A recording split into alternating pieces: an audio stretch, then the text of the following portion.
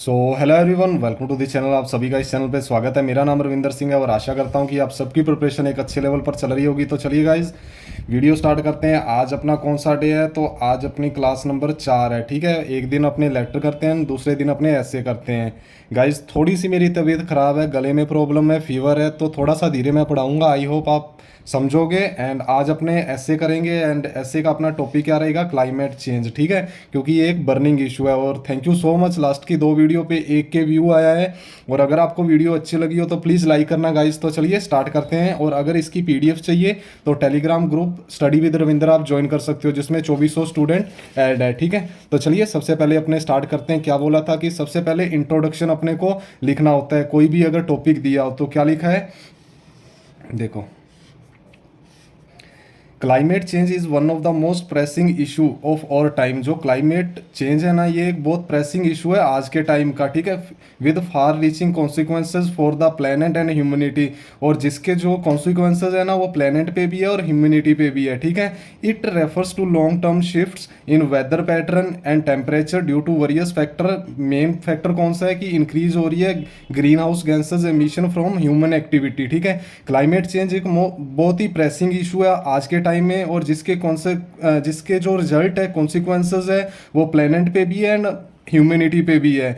It refers, climate change क्या refer करता है? लॉन्ग टर्म शिफ्ट होता है, चेंज पैटर्न, मतलब वेदर चेंज हो रहा है, टेम्परेचर चेंज हो रहा है ड्यू टू वेरियस फैक्टर। कौन कौन से फैक्टर है? मेन फैक्टर क्या है कि इंक्रीज हो रहा है green house emission.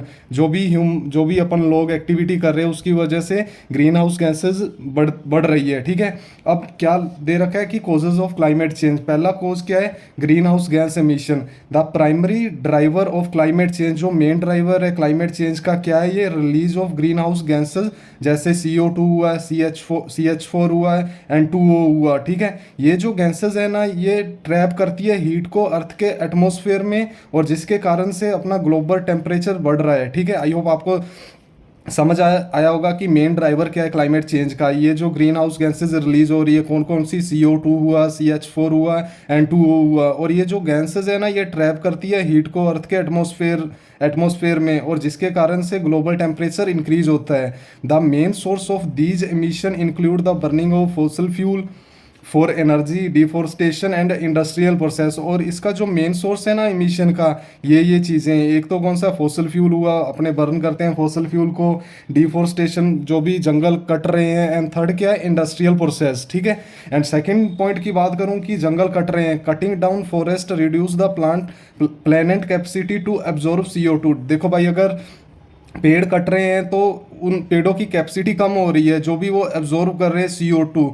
Trees play trees play a crucial role in carbon absorption में। जो भी ट्री है ना, ये बहुत क्रूशियल रोल प्ले करते हैं कार्बन एब्जॉर्प्शन में। एंड उनका जो रिमूवल है ना, ये कंट्रीब्यूट कर रहे हैं, एक्यूमुलेशन हो रही है green house gases in the atmosphere. जैसे जैसे मतलब पेड़ कम हो रहे हैं तो वो उनकी कैपेबिलिटी कम हो रही है कि CO2 वो कम एब्जॉर्ब करेंगे, जिसके कारण से जो ग्रीन हाउस गैसेज है ना, ये इकट्ठी हो रही है एटमॉस्फेयर में, ठीक है।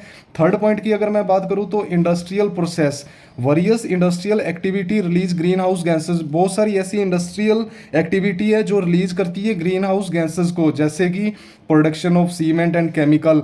जो सीमेंट बन रहा है या केमिकल बन रहे हैं तो ग्रीन हाउस गैसेज तो निकलेगी ना भाई।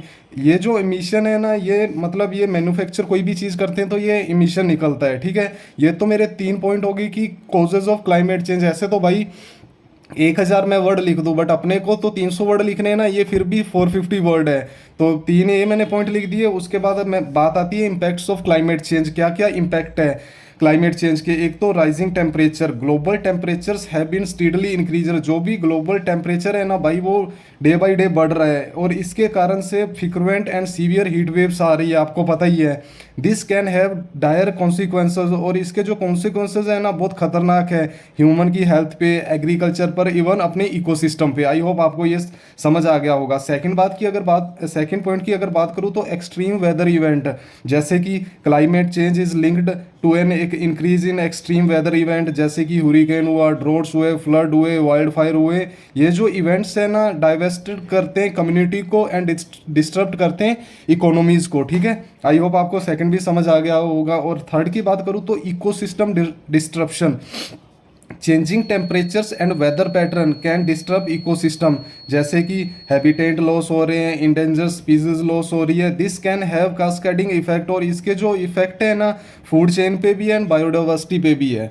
आई होप सिंपल मैं पढ़ा रहा हूँ, थोड़ा सा धीरे पढ़ा रहा हूँ, समझ आ रहा होगा आपको, ठीक है। उसके बाद पॉइंट 4 की अगर मैं बात करूँ तो ह्यूमन हेल्थ पे भी इसका इम्पैक्ट पड़ता है। कैसे पड़ता है? Climate change can impact human health through increase heat related illness. देखो भाई, जिधर ज़्यादा गर्मी होगी ना वहाँ इलनेस होगी होगी, बहुत सारी बीमारियाँ फैल रही है मॉस्किटो से, and disruption of health care system during extreme event, ठीक है। आई होप आपको ये समझ आ गया होगा। सबसे पहले मैंने इंट्रोडक्शन दिया, फिर कोजेज बताए क्लाइमेट चेंज के क्या कोजेज है, जैसे ग्रीन हाउस गैसेस का इमिशन हो रहा है, वन जो भी जंगल है उन्हें काटा जा रहा है, इंडस्ट्रियल प्रोसेस हो रहा है, कोई भी मैन्युफैक्चर केमिकल होता है तो वो जो जहरीली गैसें निकलती है वो एटमॉस्फेयर में एक्यूमुलेट हो जाती है। फिर इसके इम्पैक्ट क्या है? टेम्परेचर बढ़ रहा है, एक्सट्रीम वेदर इवेंट हो रहे हैं, फ्लड वगैरह आ रहे हैं, इकोसिस्टम डिस्टर्ब हो रहा है, अपनी जो भी हैबिटेट लॉस हो रहा है, इंडेंजर स्पीसीज कम हो रही है, एंड ह्यूमन हेल्थ पे भी इसका फर्क पड़ रहा है। आई होप इतना आपको समझ आ गया होगा। तो चलिए आगे अपन चलते हैं। इसके बाद अगर देखो बात करूँ तो सोल्यूशन क्या है, सोल्यूशन टू क्लाइमेट चेंज, ठीक है। तो सोल्यूशन की अगर मैं बात करूँ तो energy efficiency, improving energy efficiency in industry. अगर अपन इम्प्रूव करें एनर्जी एफिशिएंसी को इंडस्ट्री में, बिल्डिंग में, ट्रांसपोर्टेशन में, तो ये सिग्निफिकेंटली रिड्यूस करेगी ग्रीन हाउस गैसेज एमिशन को। दिस इंक्लूड अडोप्ट करो जैसे energy efficient technology and promote करो इनका कंजर्वेशन, ठीक है। समझ आ गया होगा ये फर्स्ट पॉइंट। सेकंड पॉइंट की अगर मैं बात करूं तो अफोरेस्टेशन है, reforestation, planting tree and restoring forest can help absorb CO2 from the atmosphere and mitigate climate change and protecting biodiversity. जैसे अपन जंगल, मतलब अपन ट्रीज लगाएंगे या जंगलों का रिस्टोरेशन करेंगे तो वो इतने कैपेबल हो जाएंगे, वो एब्जॉर्ब करेंगे CO2 जो भी अपने एटमॉस्फेयर में इकट्ठा हुई है गैस से, ठीक है। और अगर थर्ड पॉइंट की बात करूँ तो इंटरनेशनल कोऑपरेशन। क्लाइमेट चेंज एक ग्लोबल प्रॉब्लम है, ठीक है। क्लाइमेट चेंज एक ग्लोबल प्रॉब्लम है जिसको ज़रूरत है इंटरनेशनल कोऑपरेशन की।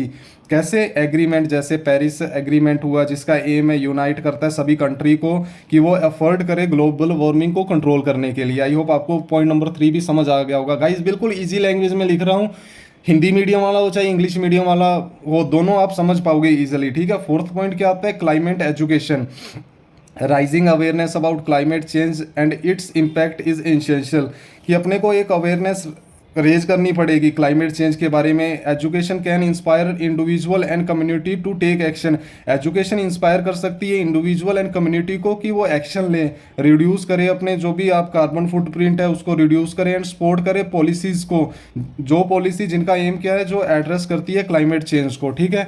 और अब अपने लास्ट में कंक्लूजन की बात करेंगे तो क्लाइमेट चेंज एक complex and urgent global challenge है जो जिसकी क्या रिक्वायरमेंट है? इमीडिएट एंड सस्टेन्ड एक्शन, ठीक है। इसके जो कॉजेज है ना बहुत डीपली रूटेड है इन ह्यूमन एक्टिविटी की वजह से, and its consequences are far reaching, और इसके जो कॉन्सिक्वेंसेज है ना वो अलग अलग फॉर रीचिंग है, जैसे कि वो अफेक्ट करेगा इकोसिस्टम को, इकोनॉमीज को, एंड ह्यूमन वेलबींग को। हाउएवर जबकि अगर अपने अडॉप्ट करते हैं सस्टेनेबल प्रैक्टिसेस एंड डेवलप करते हैं international cooperation, we can work together to mitigate the impact, अपने मिटिगेट कर सकते हैं ये इम्पैक्ट क्लाइमेट चेंज के, एंड सिक्योर कर सकते हैं एक मोर सस्टेनेबल फ्यूचर जो आने वाली अपनी जनरेशन है उनके लिए। आई होप गाइज आपको ये समझ आया होगा। सबसे पहले मैंने इंट्रोडक्शन दिया, बाद में कोज दिए कि क्या क्या कोज है, बाद में उसके इम्पैक्ट दिए कि क्या क्या इम्पैक्ट हो सकते हैं, थर्ड नंबर पर मैंने सोल्यूशन बताया कि क्या क्या सोल्यूशन हो सकते हैं, एंड लास्ट में मैंने आपको क्या दिया? कंक्लूजन दिया, ठीक है। आई होप आपको ये वीडियो अच्छी लगी होगी। प्लीज़ गाइज लाइक कर देना ताकि मुझे भी थोड़ा सा मोटिवेशन मिले। कल है संडे, तो कल जितने भी मैंने 4 आपको करवाया उनका रिवीजन करना है, एंड मंडे को मैं फिर आऊँगा। एंड लास्ट बात, संडे को मैं टेस्ट लेता हूँ, ग्रुप को ज्वाइन कर लेना। पर्सनली मैं चेक करूँगा क्योंकि कल मुझे छुट्टी है, तो अच्छे से आपको बताऊँगा कि किधर इंप्रूव की ज़रूरत है और किधर नहीं है। तो चलिए मिलते हैं मंडे वाली वीडियो में, तब तक के लिए जय हिंद जय भारत गाइस, बाय बाय।